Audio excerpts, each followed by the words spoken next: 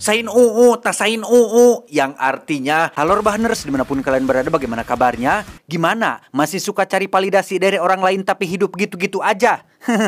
Kembali lagi bersama saya John, still in the majelis, melanjutkan film Puspa The Rise tahun 2021. Kali ini saya akan merangkum film keduanya yang berjudul Puspa The Rule tahun 2024. Masih berfokus pada seorang kuli brutal yang hidupnya berubah 90 derajat menjadi bos sindikat paling disegani.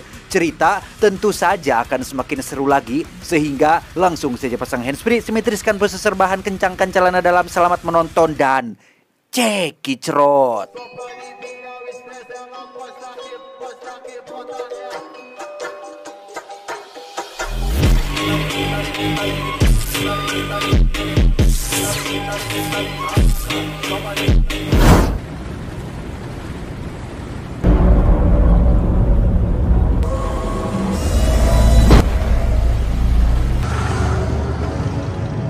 Cerita diawali dengan memperlihatkan sebuah dermaga di Yokohama, Jepang ketika salah satu kontainer terjatuh dan mengeluarkan gelondongan kayu yang merupakan kayu cendana merah alias kayu paling mahal di dunia. Para petugas segera melaporkan hal ini kepada seorang bos mafia yang tiada lain adalah pembeli dari kayu-kayu tersebut. Mereka terkejut saat mengetahui jika ada seorang pria India yang masih hidup di dalam kontainer itu. Padahal perjalanan dari India ke Jepang itu membutuhkan waktu 1 bulan alias 30 hari. Entah bagaimana pria India ini masih hidup. Si bos menyuruh anak buahnya untuk segera menggantung dan memastikan siapa pria India tersebut.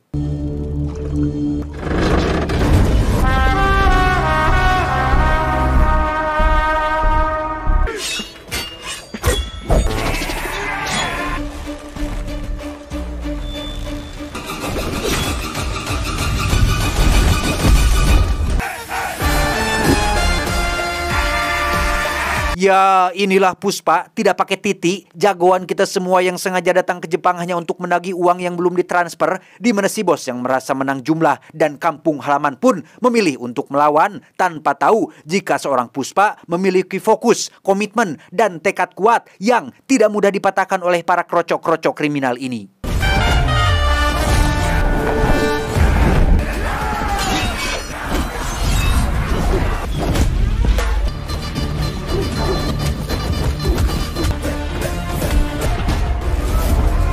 Dan inilah Puspa The Rule, Raul.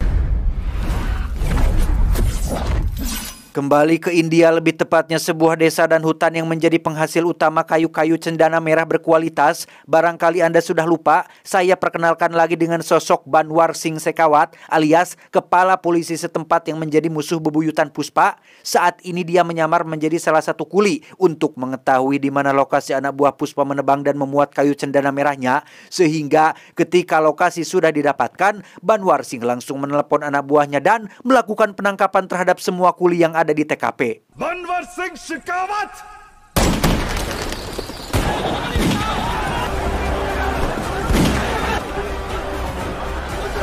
Sebanyak 230 kuli langsung digelandang ke kantor polisi. Salah satu kuli diketahui akan melangsungkan pernikahan tepat pada malam hari ini, sehingga Puspa dan beberapa pasukan setia pun langsung meluncur untuk membebaskan si kuli yang akan menikah tersebut.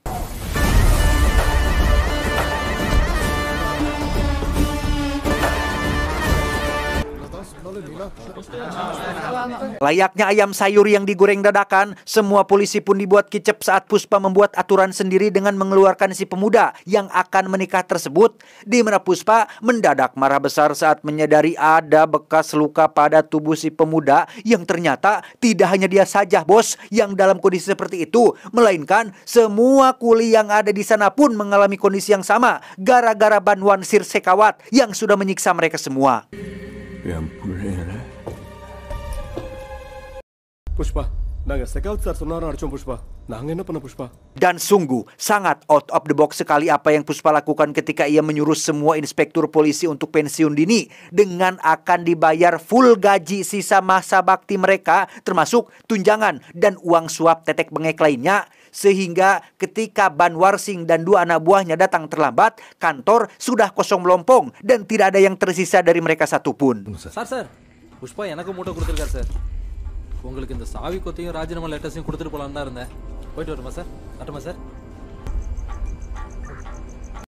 Pushpa, Pushpa, Pushpa, Pushpa, Pushpa, Pushpa, Pushpa. Beberapa hari setelah kejadian itu, kita akan diperlihatkan dengan kehidupan pribadi Puspa yang sudah menikah dengan wanita pujaannya yang bernama Sri Vali, yang juga sudah muncul di film pertamanya.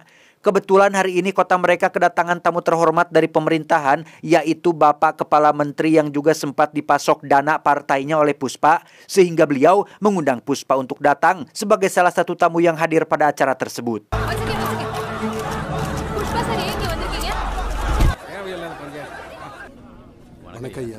Tak sendiri, Puspa ditemani oleh Sidapa alias Ketua DPR yang menjadi dalang di balik sindikat bisnis penyelundupan kayu cendana merah ini, di mana saat sesi foto bersama, Puspa mendapati sikap tak menyenangkan ketika Pak Kepala Menteri menolak foto bareng dengan alasan takut viral. Masa Kepala Menteri foto bareng penyelundup? Begitu ujarnya. Sontak hal itu membuat Puspa tersinggung dan memilih pergi menunggu Sidapa di luar ruangan.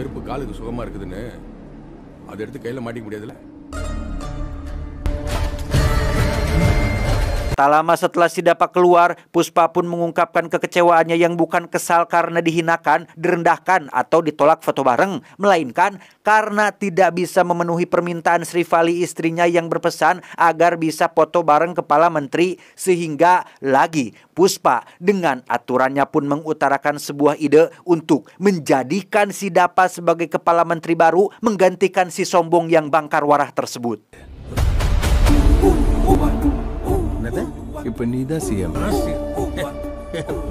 Saat ditanya berapa biaya yang Sidapa butuhkan untuk menjadikan dirinya sebagai Kepala Menteri, Sidapa pun menjawab, minimal kita punya modal 100 crore atau senilai 200 miliar rupiah lebih untuk berbagai keperluan seperti kampanye, sogok menyogok, dan lain-lain, di mana Puspa langsung menawarkan uang sebesar 500 crore atau senilai 1 triliun rupiah lebih untuk Sidapa menjadikan dirinya sebagai Kepala Menteri yang baru.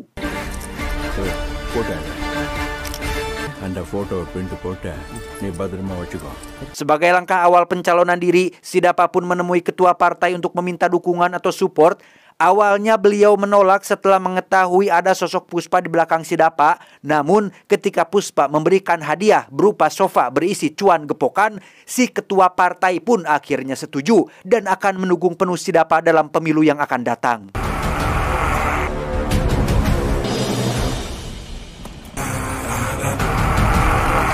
Untuk mengganti semua uang sindikat yang sudah dipakai sogok menyogok sana-sini, Puspa mau tidak mau harus menaikkan harga jual kayu cendananya agar bisa mendapat untung lebih. Ia menemui seorang distributor internasional untuk membuat kesepakatan dalam jumlah yang sangat besar.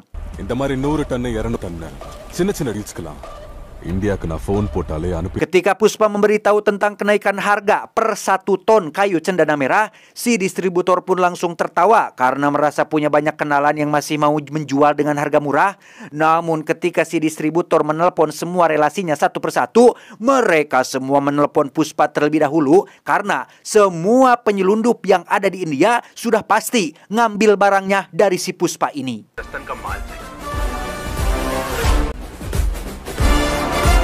Tak buang waktu, Puspa langsung menghubungi semua anggota sindikat penyelundup untuk mengerahkan seluruh anak buahnya untuk mendapatkan stok sesuai yang dibutuhkan, di mana Puspa benar-benar sudah seperti penguasa tertinggi ketika ia membeli stasiun, truk-truk besar, orang-orang, dan segala yang dibutuhkan untuk meraih apa yang menjadi tujuannya. Kabar tentang proyek besar ini pun sampai ke telinga Banwar Singh yang langsung mencegat satu anggota sindikat yang sedang dalam pengiriman. Ia sekonyong-konyong membakar semua truk tersebut dan menjatuhkan si anggota sindikat dari atas jembatan.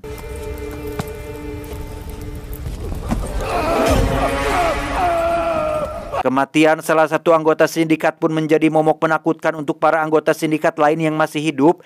Mereka jadi takut akan resiko kehilangan nyawa andai kata terus mengikuti Puspa. Hal ini terdengar oleh Sidapa yang langsung sadar jika kejadian ini pasti ada hubungan dengan Banwar Singh, sehingga tanpa buang waktu, Sidapa segera meluncur ke kantor untuk menemuinya.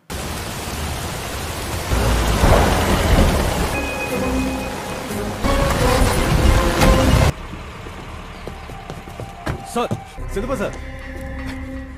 ஒன்றும் செய்யல sir. Pada intinya, kedatangan Sidapa kemari adalah untuk meminta Banwarsing dan Puspa berdamai, hentikan perselisihan yang jikalau Banwarsing masih malu atas kejadian ditelanjangi pada momen di film yang pertama, maka Sidapa langsung menelanjangi dirinya sendiri untuk menunjukkan bahwa itu bukanlah masalah yang besar.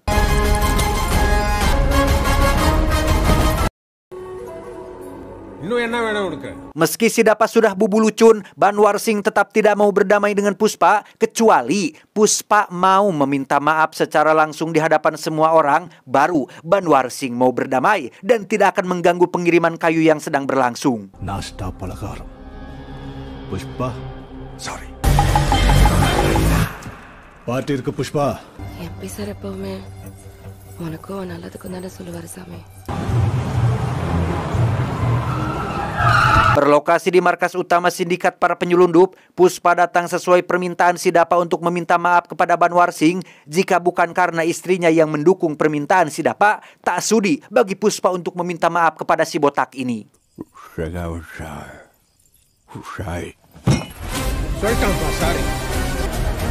Bukannya bersikap baik atau minimal menerima permintaan maaf tulus dari Puspa, Banwarsing justru malah merekam ucapan Puspa barusan sebagai bukti untuk mempermalukannya. Di mana saat Puspa akan pulang, ia yang sudah menenggak minuman keras pun memutuskan untuk putar balik dan memberikan sedikit pelajaran kepada si Banwarsing botak ini.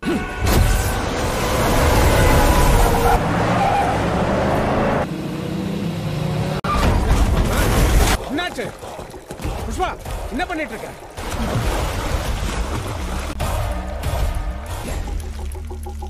Sempat terjadi pertengkaran hebat yang nyaris berujung dengan aksi baku tembak. Puspa dan Banwarsing akhirnya setuju untuk membuat satu kesepakatan. Jikalau Banwarsing berhasil menyita kayu cendana merah walau hanya satu balok saja, maka Puspa siap mundur dari jabatannya dan kembali menjadi kuli. Akan tetapi jika Banwarsing gagal, maka ia harus pindah tugas ke kota lain. கூலியாக போறேன் நக்காதேயே. மறுபடியும் தூக்க வேண்டாம் கோடாயே. Keesokan malamnya, Banwarsing langsung berkoordinasi dengan pasukan dari kantor pusat untuk memblokir jembatan yang biasa dilalui oleh truk. Yang setelah berjam-jam menunggu, Banwarsing akhirnya sadar jika Puspa tidak menggunakan jalur konvensional untuk mengangkut pengirimannya. Akan tetapi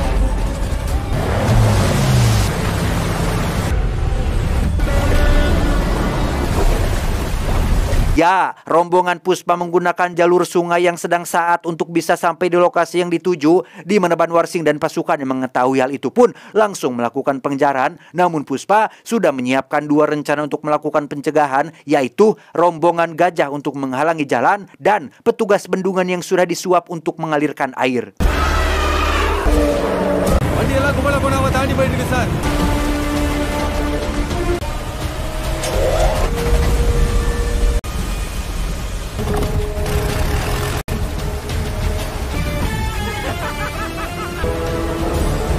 4 kilometer lagi menuju lokasi yang dituju, Banwarsing tentu tidak akan menyerah secepat itu. Ia turun dari mobilnya dan berlari menggunakan jalur alternatif. Yang tepat saat Banwarsing sudah sampai di jalan yang akan dilalui oleh truk, ada rombongan warga yang sedang melakukan perjalanan menggunakan kereta kuda dan memanfaatkan mereka untuk mencegah truk-truk tersebut.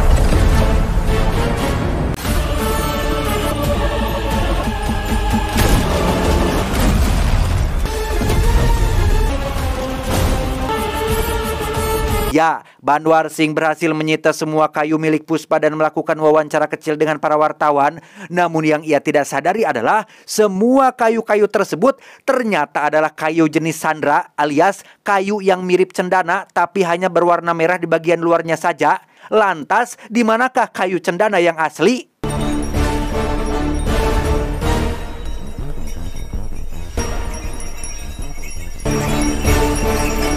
Ya, Anda semua pasti terolok-olok saat mengetahui jika Puspa sudah berhasil mengirim semua kayu cendana merahnya ke lokasi di mana rombongan kereta sapi yang Banwarsing temui semalam ternyata adalah rencana utama dari Puspa. Semua kereta kayu yang mereka gunakan dibuat dari kayu cendana merah yang dicat dengan pewarna yang mudah luntur, sehingga gagal sudahlah usaha yang dilakukan oleh si Banwarsing ini.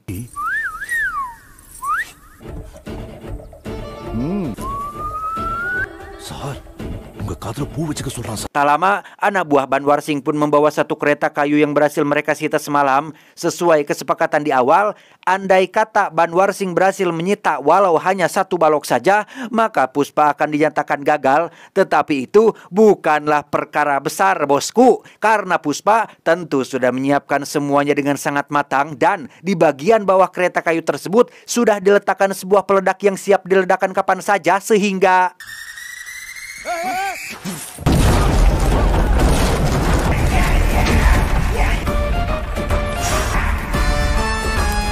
beberapa hari setelah kejadian itu, tepat saat ada perayaan besar, Srivali, istri dari Puspa, diketahui sedang hamil, dan itu cukup menggoncang perasaan hati seorang Puspa yang merasa haru sekaligus bahagia.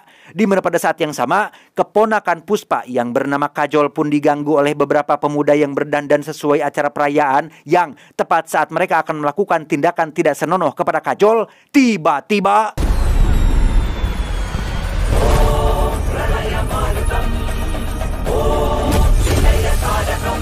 ya, di depan semua orang, Puspa yang sudah berdandan seperti dewa pun menghajar semua pemuda berandalan tersebut, dan inilah yang terjadi.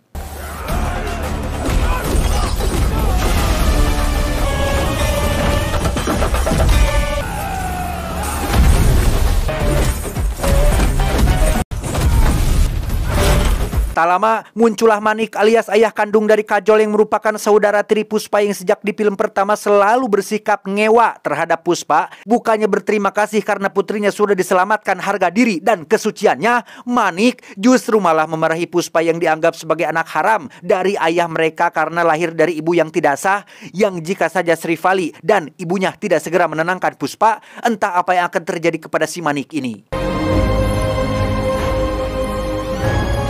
Selesai pertengkaran keluarga, para pemuda perandalan tadi pun dibotaki sebelah dan diarak keliling kampung. Terlihat jelas di wajah mereka masih menyimpan dendam kepada Kajol dan sepertinya akan melakukan sesuatu yang lebih buruk di kemudian hari. Tak lama setelah pengiriman kayu cendana merahnya sudah sampai di gudang milik si distributor, uang pembayaran pun langsung dikirim dalam bentuk cash yang dibawa dalam kontainer besar. Tak ingin terlalu ngajenghok seperti anak buahnya, Puspa langsung mengirim semua uang tersebut kepada si Dapa untuk digunakan dalam kampanye dan sogok-menyogok dalam acara pemilu.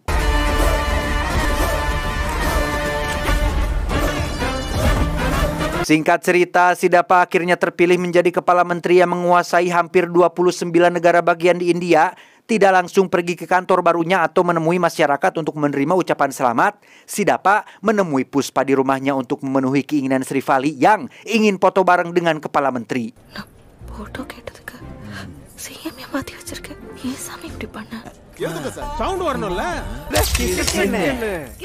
Untuk Banwar Singh, ia langsung depresi karena telah gagal mengalahkan Puspa di lokasi gudang penyitaan yang berisi penuh dengan kayu sandra alias kayu yang mirip cendana merah. Banwar Singh yang sudah stres pun membakar semua kayu tersebut dan mengakhiri hidupnya dalam sebuah ledakan besar.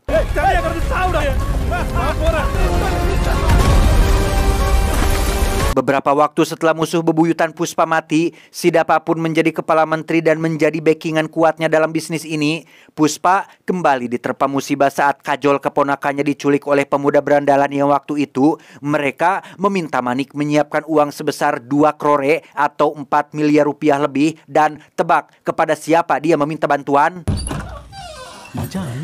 Naina. Ya, jika sudah seperti ini, Puspa lagi yang diandalkan. Meski Manik sudah menghinakannya, Puspa hanya melihat Kajol dan langsung pergi untuk menyelamatkannya.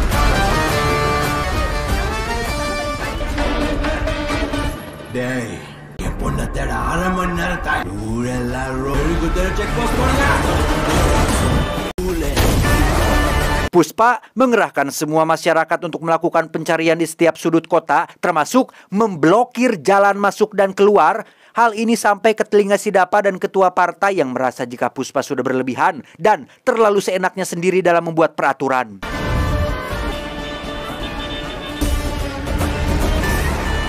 Dan Anda mungkin akan terkejut saat mengetahui jika si pemuda berandalan yang sudah menculik Kajol ternyata adalah keponakan si ketua partai yang bernama Buga. Ia diketahui memang sangat badung alias nakal, hobinya berjudi dan main perempuan. Baru-baru ini ia keluar dari penjara akibat kasus pemerkosaan, sehingga tidak heran jika kelakuannya hampir mirip seperti binatang. Meski begitu, Buga adalah pewaris terakhir dari keluarga besar si ketua partai, sehingga dengan semua kelakuannya yang pibangusen, nyawanya dianggap sangat berharga dan si ketua partai akan melindunginya. Buga Pushpa கிடைக்கிறதுக்கு முன்னாடி நாம அவனை கண்டுபிடிக்கணும். உங்க தம்பிக்கு Karena si ketua partai mengancam akan melengsarkan jabatan Sidapa, maka Sidapa pun buru-buru menelepon Puspa untuk menghentikan perburuan. Namun kita semua sudah tahu apa jawabannya. Puspa sama sekali tidak peduli dan tidak akan pernah berhenti sampai mendapatkan apa yang menjadi tujuannya. இல்லைன்னா அவனை கொன்னு போட்டுவான் செய்யா அனாவசரமா உசுர் விட்டுறலாம்ப்பா. எதுக்கு இந்த பஞ்சாயத்து எல்லாம் நமக்கு?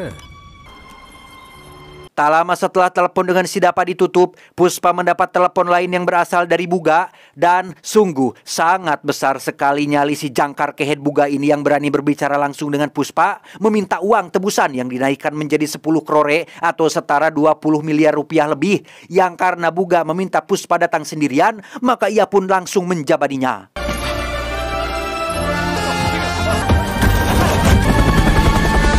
Berlokasi di bangunan tua di atas bukit, Puspa menjatuhkan uang dari atas helikopter dan turun dengan membawa senjata api di tangan, di mana Buga tidak serta-merta menyerahkan kajol begitu saja, karena yang dia inginkan sebenarnya adalah membalas dendam kepada Puspa yang sudah menghajar mereka semua pada malam itu.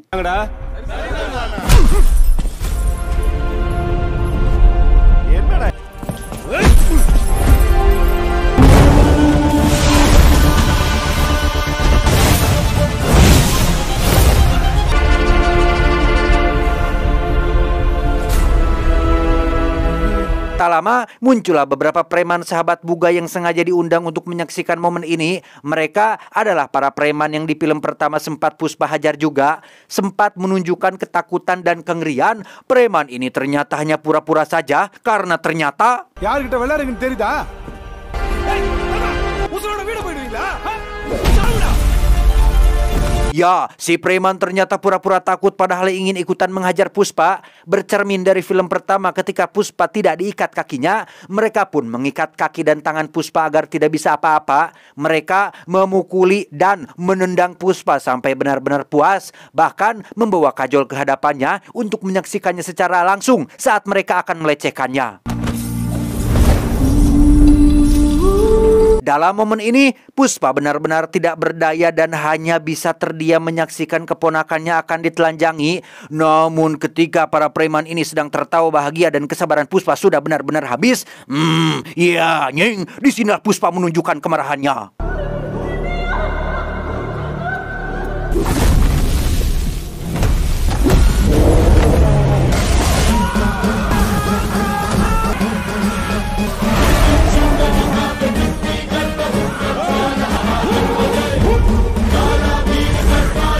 Ya, karena tangan dan kakinya terikat, Puspa menggunakan mulut dan giginya untuk menyerang. Memang sudah sangat di luar nalar dan sudah sangat tidak kaharti sekali, bahkan terkesan sangat anjing banget.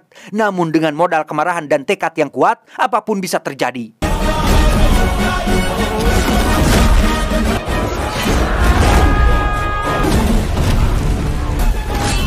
Puspa berhasil merebut satu golok untuk kemudian dipakai melepaskan ikatan pada tangan dan kakinya. Bisa dibayangkan, dengan tangan dan kaki terikat saja ia masih bisa melakukan perlawanan. Apalagi sekarang, Puspa benar-benar membrutal dan menghabisi mereka semua tanpa menyisakan satupun yang masih hidup.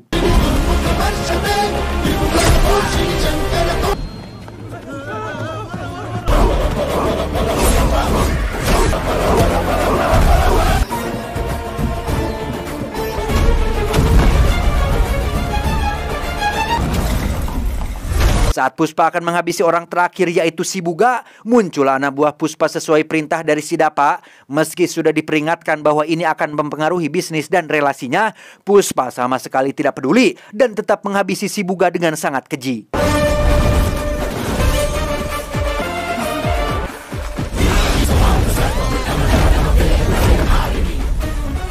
Beberapa hari setelah kejadian itu berakhir, si ketua partai pun akhirnya pasrah atas kepergian pewaris terakhir dari keluarga besarnya. Sementara untuk Manik, ia akhirnya datang ke rumah untuk meminta maaf atas perlakuannya kepada Puspa di masa lalu. Puspa tidak menemuinya, namun akhirnya hadir di acara pernikahan putrinya yaitu Kajol, yang ketika semuanya sudah selesai dan tinggal menjalani hidup yang bahagia, Puspa kembali mendapat gangguan dari musuh baru yang mengirim karangan bunga berisi peledak berskala besar dan entah siapa orang terakhir itu, apakah musuh baru atau musuh lama yang ingin balas dendam, dukalah teuing. Kita tunggu di film selanjutnya yang berjudul Puspa The Rampage. Dan inilah Puspa ST12. Jangan-jangan kau menolak cintaku, jangan-jangan kau ragukan hatiku.